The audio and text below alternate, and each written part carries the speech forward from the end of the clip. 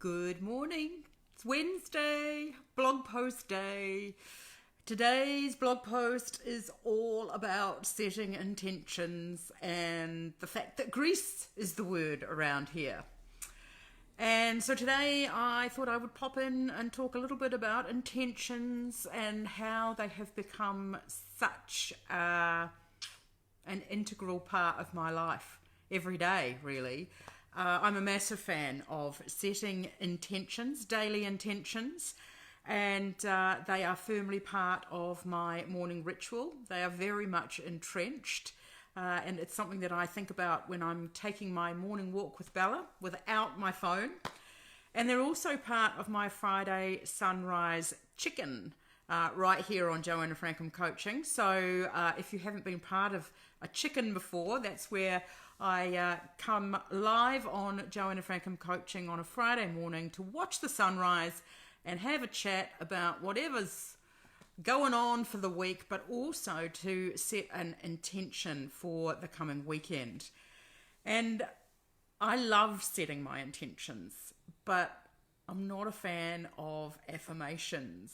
In fact, the whole idea of an affirmation kind of makes me cringe a little bit.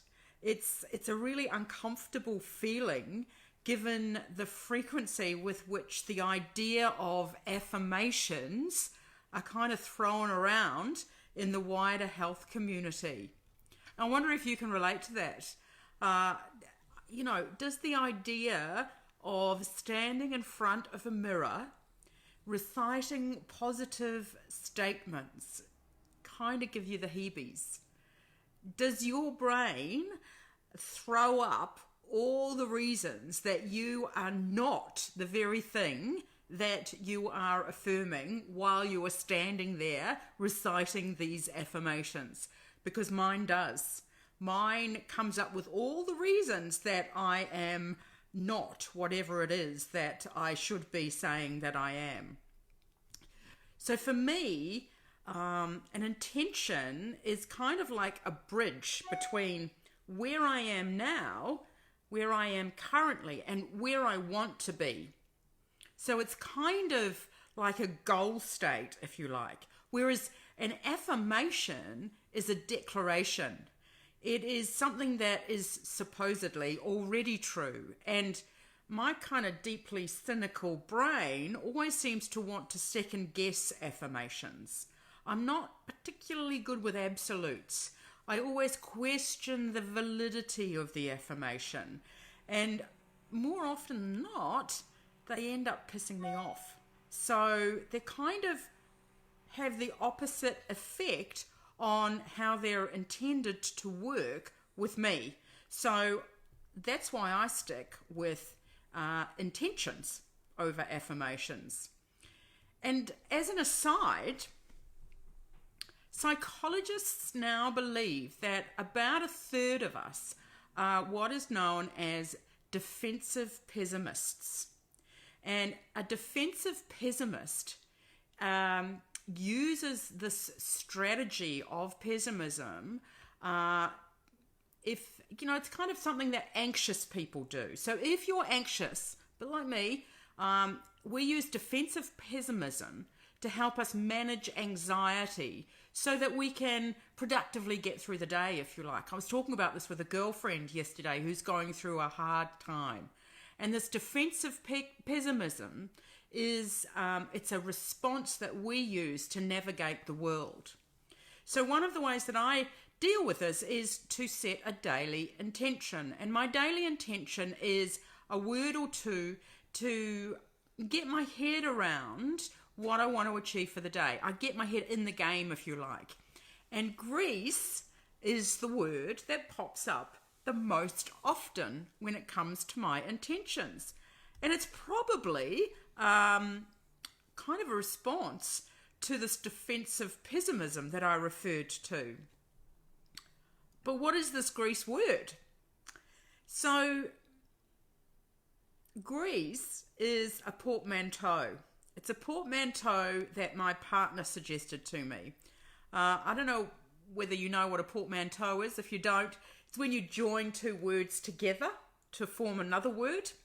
And I started out with my intention being grace and ease. So I want, may my day be filled with grace and ease. May I achieve what I need to achieve with grace and ease. And David came up with this idea of combining the two into Greece. And since I kind of like words and I like playing around with them, it kind of stuck. So Greece is the word. Simple. And when I first started playing around with this whole AIP caper, I really had no idea that it would become a way of life for me. I genuinely believed, like so many people, that I would give the elimination diet a red hot go, and then regardless of whether I experienced any health wins, and to be honest, I wasn't particularly optimistic about that, then I would go back to living my life the way I had lived it before. It was kind of, what did I have to lose? I had no idea the changes that would happen. And along with these wins of improved health, this whole AIP caper has been a real process of building self-awareness for me. It's been a process of engagement. It's been a process of reducing stress and increasing resilience. And along the way, it has literally become a way of life. And Greece has become a really central theme to this way of life. So I was a prodigious worrier. I worried about the amount I worried. And, I really was a stress head of epic proportions when I started this AIP caper. And I was so good at putting on a brave face to the world, I even managed to hide it from myself. I still have girlfriends who can't believe that I was a stress head because I was so calm. I was like that duck on the water. The duck on the surface looks so calm, and underneath they're frantically going like this. And you have to keep paddling, otherwise you'll sink. So AIP became my touchstone, but the idea of grace and ease became the manifestation of all the things that I have put in place to calm myself down, to be more present in my life, and to be more of a participant.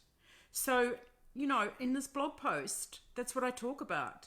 Grace is the word for me. Grace is a way to deal with overwhelm when life throws you a curveball, or when you're new to AIP and you're trying to work the hell out what you're meant to be doing. Grace is a strategy for releasing some of those perfectionistic tendencies that so many of us have. Grace is a way of aligning with your personal values so that you navigate your world according to what is really important to you, what matters to you, not worrying about what everybody else thinks.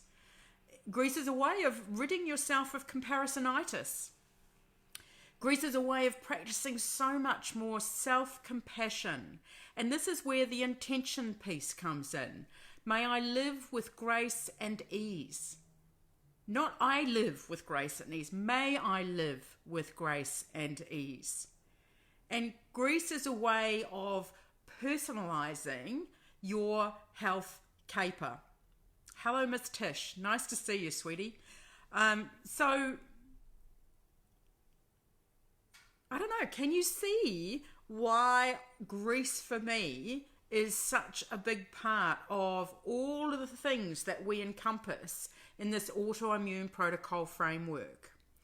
For me, this AIP caper is about creating and integrating personalized habits and rituals that really serve you.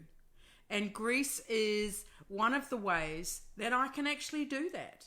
By setting an intention of grace and ease, I'm allowing myself the room to make it as easy as possible. I'm allowing myself the space to forgive when I don't kind of get quite as close to that goal state that I want to.